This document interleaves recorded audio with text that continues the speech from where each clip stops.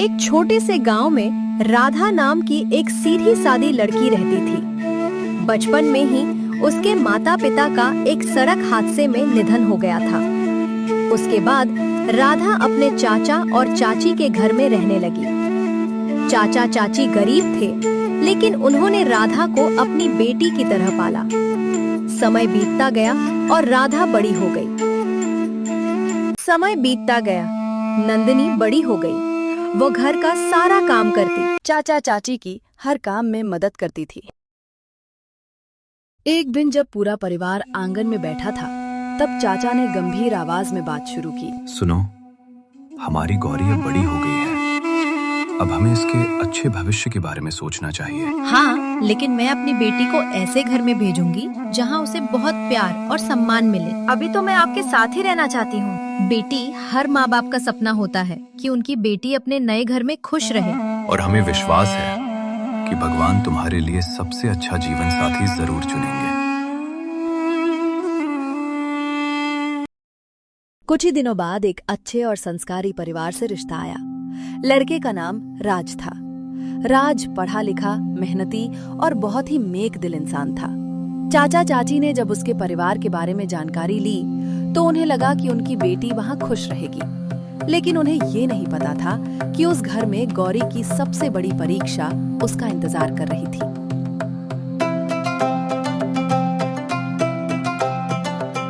धूमधाम से गौरी और राज की शादी हो गई। विदाई के समय चाचा चाची की आंखों से आंसू रुक नहीं रहे थे। गौरी भी उन्हें गले लगाकर फूट फूट कर रो रही थी। विदाई के बाद गौरी अपने ससुराल पहुंची। दरवाजे पर गृह प्रवेश की सारी रस्में हुईं। पूरे घर में खुशियों का माहौल था। सबसे पहले उसके ससुर ने मुस्कुराकर उसका स्वागत किया। आओ बेटी, आज से ये घर तुम्हारा अपना घर है। प्रणाम बाबूजी। सदा खुश रहो। प्रणाम माँ जी।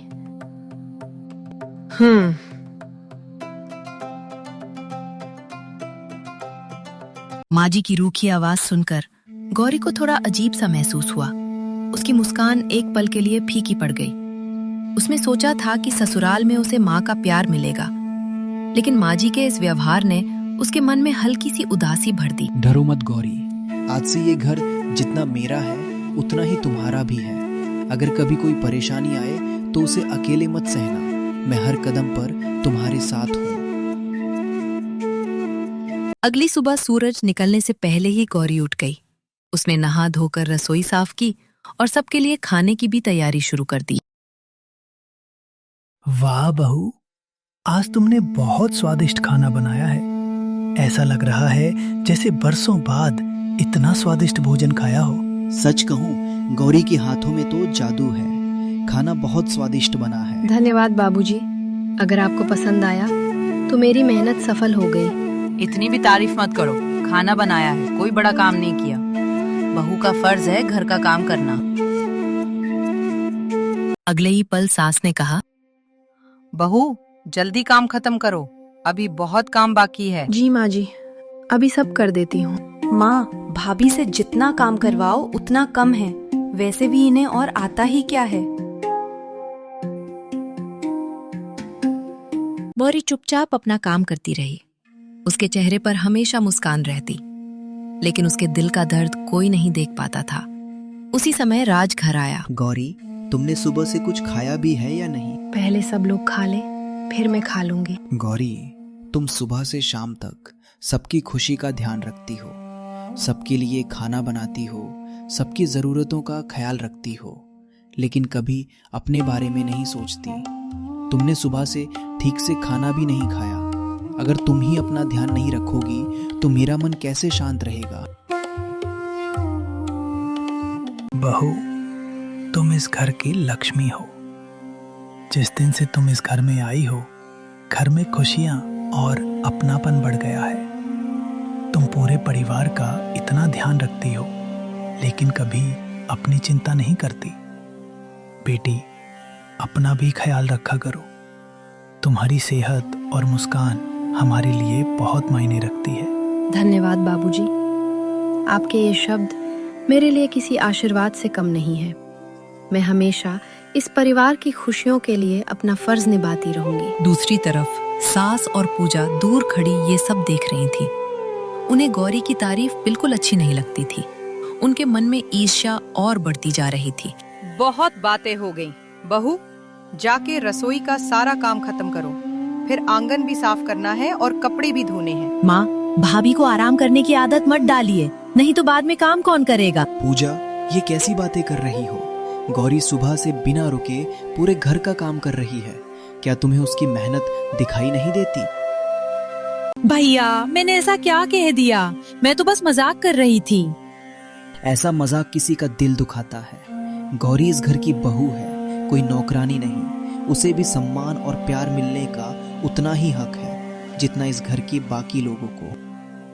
राज, अपनी बहन पर गुस्सा करने की क्या जरूरत है? उसने कोई गलत बात नहीं कही। माँ, गलत बात हुई है। अगर आज मैं चुप रहा तो गौरी को लगेगा कि इस घर में उसकी कोई इज्जत नहीं है। मैं ऐसा कभी नहीं होने दूंगा। राज की बातें सुनकर गौरी की आंखें नम हो गई। उसे ये देखकर सुकून मिला कि उसका पति हर परिस्थिति में उसके साथ खड़ा है। दूसरी ओर सास और पूजा चुप हो गईं, लेकिन उनके मन की नाराजगी और भी बढ़ गई।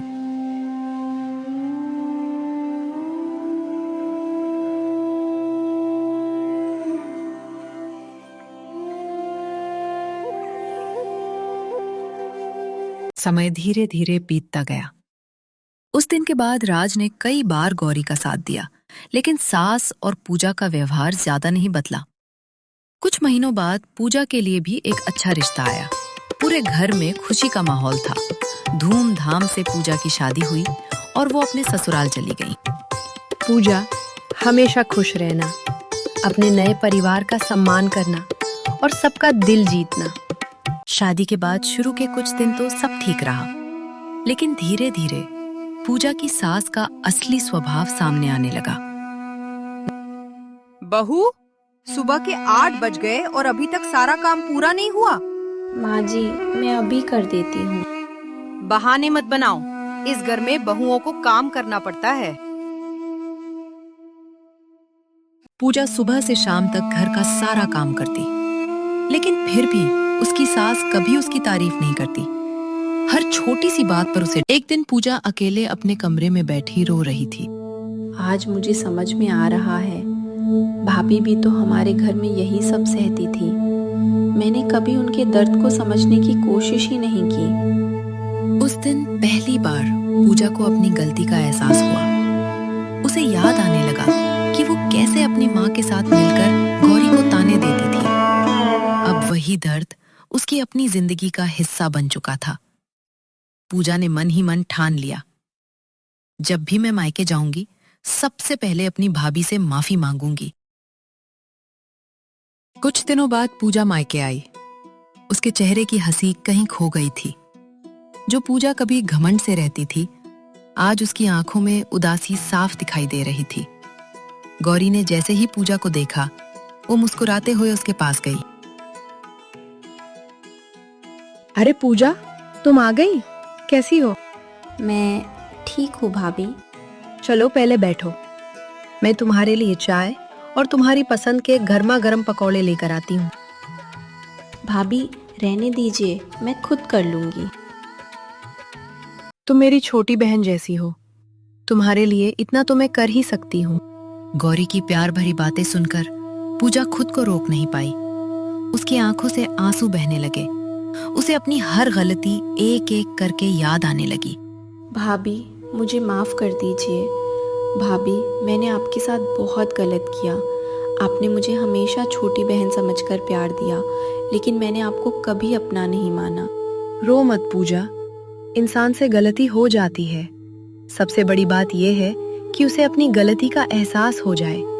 भाभी, क्या आप मुझे माफ कर देंगी? तुम मेरी छोटी बहन हो। अपने लोगों से नाराजगी ज्यादा देर तक नहीं रखी जाती। मैंने तुम्हें दिल से माफ कर दिया। उसी समय सास दरवाजे पर खड़ी ये सब सुन रही थी। उन्होंने पहली बार अपनी बेटी के मुंह से वही दर्द सुना जो गौरी इतने दिनों से चुपचाप सह रही थी। सास के चेहरे का रंग बदल गया। उनके मन में पहली बार अपनी गलतियों का एहसास होने लगा। सास आंखों में आंसू लिए वे गौरी के पास आई।